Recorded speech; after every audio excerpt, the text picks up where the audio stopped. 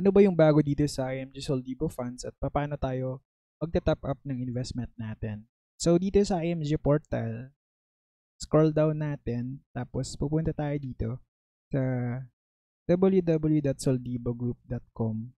Click mo siya and enter mo yung specific agent code tsaka password.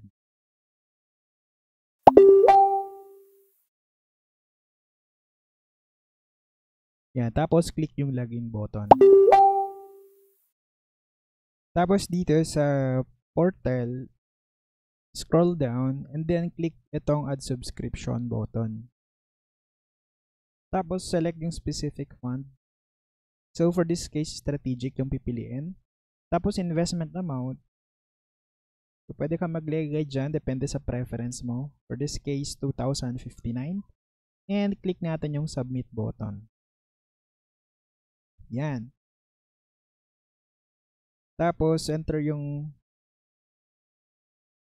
details sa billing address na hinihingi.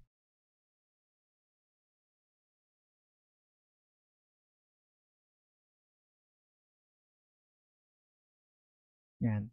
Tapos for this case, Neuracash bills payment yung gagamitin natin. Then, click natin tong next step para mag-proceed siya further. Tapos, ititik ko itong tatlong checkbox na to. Then, click natin yung submit button. So, for this case, yan, ito yung reference natin. Copy ko muna siya.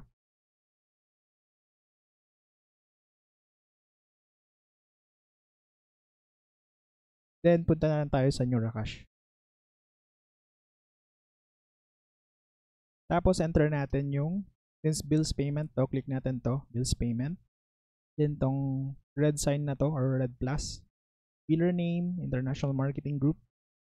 Then, ito, subscriber name. For the EP number, copy-paste lang to avoid error. Tanggalin ko yung space. Then, net amount. No?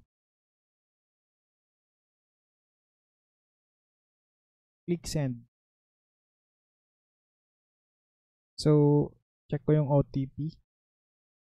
Yan, enter yung OTP for that. Then, click OK. Yan, ganyan na siya. So, moving forward, ganun yung gagawin natin to top up for the Soldibo funds.